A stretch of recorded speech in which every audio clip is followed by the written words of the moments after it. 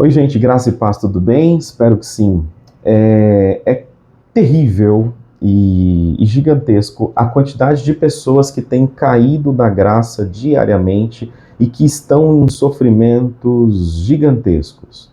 Nós estamos tendo a oportunidade de ajudar uma pequena parte, uma gotinha, mas quanto mais o tempo passa, quanto mais pessoas a gente conhece, mais eu percebo que é um oceano. Mas vamos ao objetivo do vídeo. Você já leu o capítulo 38, o texto do capítulo 38 do livro de Gênesis? Que parece que é um texto que está no meio de uma outra história e está tudo desorganizado, mas não está desorganizado. Esse texto narra a história de Judá e Tamar, um personagem importante, Judá, e uma personagem importante que é Tamar. Embora se faz muito necessário entender um pouco sobre lei do levirato e contexto histórico judaico para entender esse texto, não dá tempo da gente entrar no aspecto técnico aqui, mas eu quero entrar com vocês no aspecto prático e de forma muito rápida. Esse texto narra um pecado cometido por Judá. Ele se deita com Tamar, que em algum momento se vestiu de prostituta, e quando se encontram, momentos antes deles se deitarem, ele entrega, a pedido dela, alguns itens, alguns objetos que eram dele. Judá não fazia ideia do tamanho do problema que ele estava se metendo ali. Mas o mais interessante de todo esse texto é o versículo 26 que eu vou ler aqui para vocês. Só um minutinho. E conheceu-os, Judá, conheceu-os o quê? Conheceu os itens que estavam com ela. E disse, mais justa é ela do que eu, porquanto não a tenho dado Selá, meu filho, e nunca mais a conheceu. O que esse texto está dizendo? Tamar foi casada com um dos filhos de Judá que morreu e ele deveria entregar um outro filho.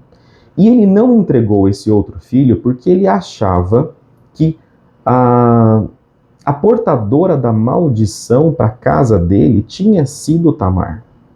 Só que dessa relação, Tamar ficou gestante. E Judá, enquanto o pecado não tinha sido descoberto, enquanto o pecado não tinha sido explicitado, enquanto o pecado não tinha sido externado para todo mundo, ele tinha ficado na dele.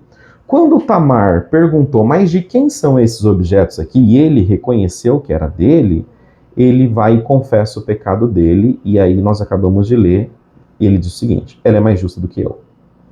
E esse ela é mais justa do que eu é tipo assim, eu tô errado. E nunca mais a conheceu. E ele assume os filhos, ou o filho da gestação, ou os dois, tá? Não vamos entrar na história agora. Gente, Tamar não fazia parte daquele povo, mas ambos, tanto Judá, e você já deve ter ouvido falar, ou já deve ter lido o termo leão da tribo de Judá, e você também já deve ter lido a genealogia de Jesus narrada em Lucas e em Mateus. Tanto Tamar quanto Judá, eles são citados na genealogia ou na linha histórica do Messias, de Yeshua. Poxa vida. Parece que a história ou a linhagem genealógica ela é manchada por um problema gigantesco. Nós poderíamos ter essa ótica, mas eu quero convidar você a ter um outro olhar. Jesus, ele sempre vai aparecer com graça quando um coração se dobra arrependido.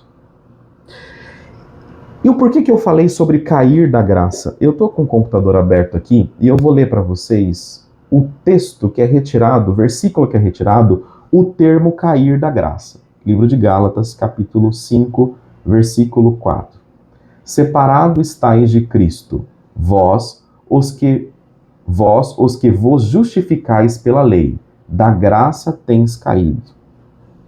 Quando você é um religioso de carteirinha, você vai precisar justificar-se pelas suas próprias condutas, pela sua própria obra. Pensa comigo que a religiosidade, ela faz com que você se torne, de forma externa, uma pessoa com um comportamento ilibado, uma pessoa perfeita, uma pessoa que não tem falhas e que não tem pecados. Embora essa externalidade, esse efeito externo pareça reluzente e brilhante, por dentro nós somos caídos, corrompidos, temos pensamentos horríveis, desejos horríveis e muitas vezes essa questão de parecer ser perfeito faz com que nós pequemos, não nos arrependemos, não confessamos e entendamos o seguinte: assim como Judá, é melhor que esse meu pecado não fique aparente, porque é importante a minha imagem. É importante que as pessoas me vejam como alguém que não cometeu pecado, como alguém que não cometeu erros. E seria muito pior eu ter que confessar esse pecado. Pior porque a minha imagem vai ser malograda. Eu vou ficar mal visto. Olha que coisa. A religiosidade faz com que você cometa um segundo pecado e um terceiro pecado, a mentira e a omissão. E a falta de confissão e reconhecimento de quem você de fato é. Por quê? Eu só vou entender a salvação quando eu entendo o pecado. Eu só entendo a sotéria quando eu entendo a Hamarte. O religioso, assim como está no livro de Gálatas, capítulo 5, versículo 4, ele vai cair da graça quando ele olha para si e fala: mas eu não me justifico mais, eu pequei e não tenho mais condição. Porque ele se valida pela conduta, ele se valida pela lei, ele se valida em si mesmo. Ele valida o acerto e o erro sobre si e por si. Separado estáis de Cristo, vós, os que vos justificais pela lei, da graça tem caído. Então, quando você se justifica pela lei, você está se autodeclarando suficiente, tanto para erros quanto para acertos. Enquanto o pecado de Judá, e eu estou fazendo uma ponte aqui entre esses dois textos, e daqui a pouco a gente traz a chave hermenêutica de conexão desses textos e da interpretação dele.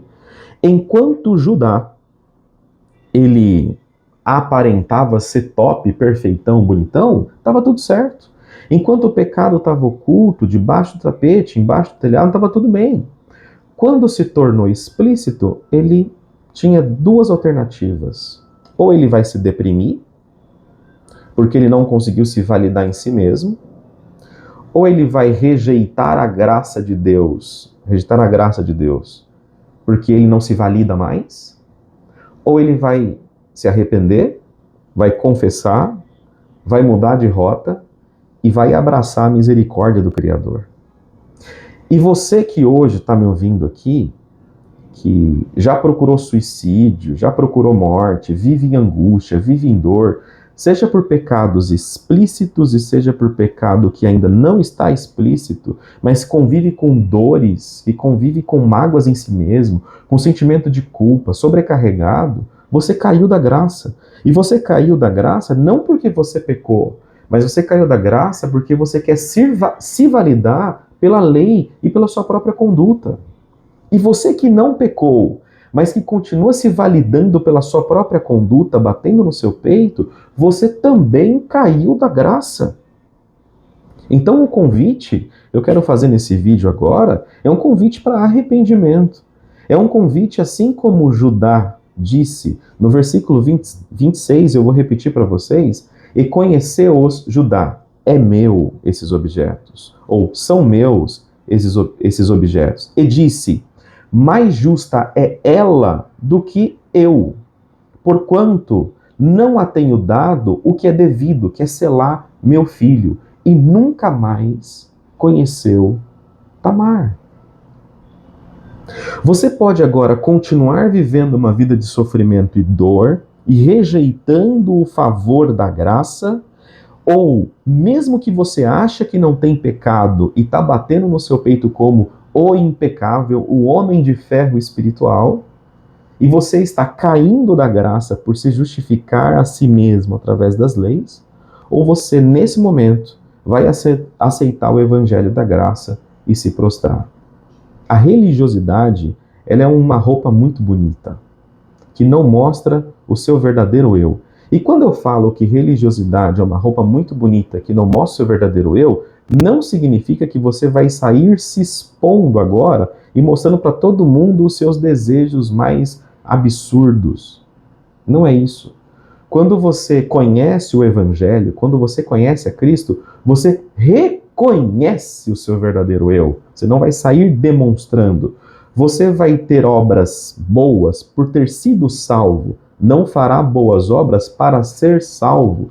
Tudo se inverte. Os processos se invertem. Você não mais bate no peito por uma conduta ilibada, mas você, eu vou usar um eufemismo, você se vangloria, não por si mesmo, mas pelo Cristo que você tem conhecido e amado, por Ele, para Ele, não mais por si mesmo.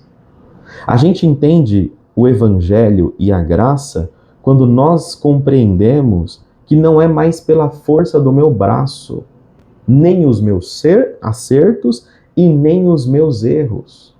E mais está alinhado com a coragem aquele que se arrepende e que expõe e que fala como Judá disse, mais justa é ela do que eu. Ele poderia ter feito como Adão e Caim, Adão e Eva, dizendo o seguinte, por que você comeu da fruta? Porque a mulher que você me deu. Por que você comeu da fruta e deu para o seu marido? Porque a cobra que você fez. Ele poderia transferir a culpa falando o seguinte, mas ela se vestiu de prostituta e ficou no caminho me esperando e ela me enganou. Mas ele não fez isso. Ele ainda disse, mais justa é ela do que eu. Por mais que Tamar tenha cometido um erro, mesmo que o objetivo final era algo correto, o meio que ela se utilizou foi errado, ele poderia ter transferido a culpa.